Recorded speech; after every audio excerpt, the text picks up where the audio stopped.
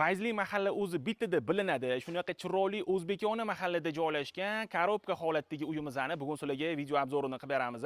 Toshkent tumani Keles General mahallasida joylashgan orientirimiz Generaldagi gaz zapravkani ro'parasidagi Rengen ko'cha bo'yapti. Uyimiz 1.8 sotiq yer maydoniga qurilgan 5 ta xonadan iborat. Shunaqa planirovkalari ham keng qilingan. Hozir sizlarga endi kiraverishdan boshlab uyimizni ko'rsatib beramiz.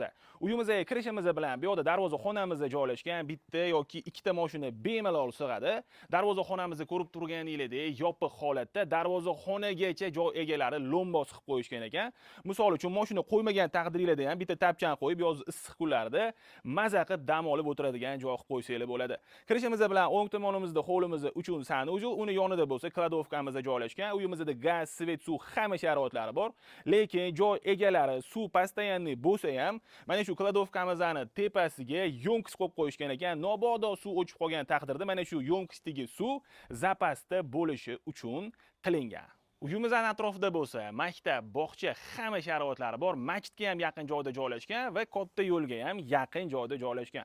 Binoyimiz bo'lsa, ko'rib turganingizdek 2 qavat pishgan g'ishtdan ko'tarilgan. Bu binoyimizning yonida yana xuddi shunaqa uy qurib qo'yishgan ekan, faqat zerkalli.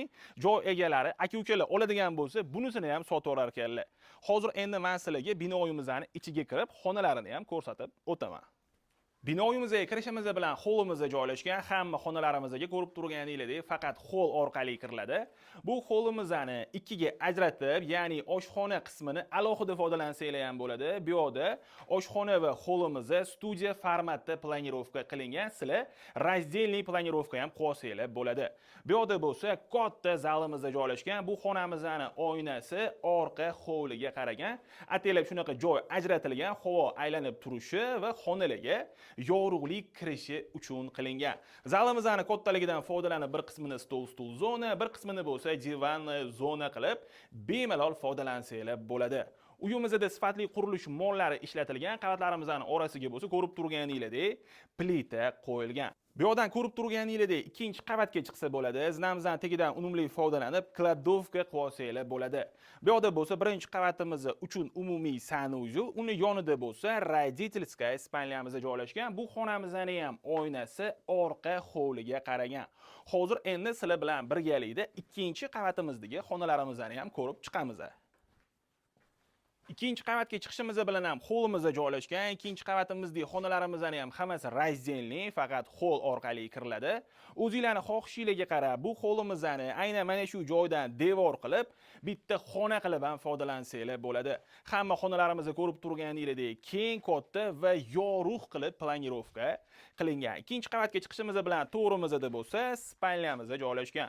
Patolog qismimizga e'tibor berayotgan bo'lsanglar, to'sinlarni hammasi yengilari olingan. Ikkinchi qavatga chiqishimiz bilan o'ng tomonimizda bo'lsa, родительская spalnyamiz joylashgan. Bu xonamizning bitta burchagini o'zingizlarning xohishingizga qarab, mana shu spalnyamizni sanuzul qilib foydalansanglar bo'ladi yoki aynan mana shu burchakni ikkinchi qavat uchun sanuzul qilib ham foydalansanglar bo'ladi. Joyimizga qiziqadiganlar bo'lsa, bemalol murojaat qilsanglar bo'ladi. Joy egalari bu uyimizni 75 ming dollar deyishyapti, ya'ni ozgincha kelishadigan joy bor ekan. Telefon raqamlarini yozib qoldiramiz.